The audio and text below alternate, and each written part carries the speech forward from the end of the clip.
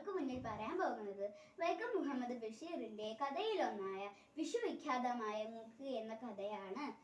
ഒരു സാധാരണ പാചക തൊഴിലാളിക്ക് ഒരു ദിവസം മൂക്കിന് നീളം വെക്കുന്നതും അതിനെ തുടർന്നുണ്ടാകുന്ന സംഭവങ്ങളുമാണ് ഇതിൽ പറയുന്നത്.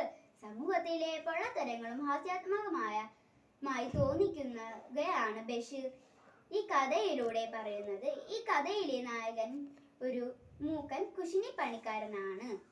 പെട്ടെന്ന് ഒരു ദിവസം അവന്റെ മൂക്ക് നീളം വെക്കാൻ തുടങ്ങി. ജോലി പോയ മൂക്കൻ ജീവിക്കാൻ പാടുപെടുന്നു. തുടർന്ന് നീണ്ട മൂക്ക് ഒരു പ്രദർശന വസ്തു ആക്കുന്നു. മൂക്കിന്റെ പ്രദർശനത്തിലൂടെ മൂക്കൻ വലിയൊരു പണക്കാരനായി. അവസാനം മൂക്കൻ രാജ്യത്തിന്റെ പ്രസിദ്ധനായി മാറുന്ന കഥയാണിത്. എന്തെങ്കിലും പ്രത്യേകതയോ കഴിവോ സിദ്ധിയോ ഉണ്ടെങ്കിൽ അത് ഉപയോഗിക്കാൻ എങ്ങനെ പ്രമുഖൻ ആവാം എന്നാണ് ഈ കഥയിലൂടെ വൈക്കം മുഹമ്മദ് ബഷീർ നമുക്ക് കാണിച്ചു തരുന്നത്. കൂട്ടുകാരെ, നമ്മളിൽ ഒത്തിരി ഒളിഞ്ഞു കിടക്കുന്ന കഴിവുകൾ ഉണ്ടാവും.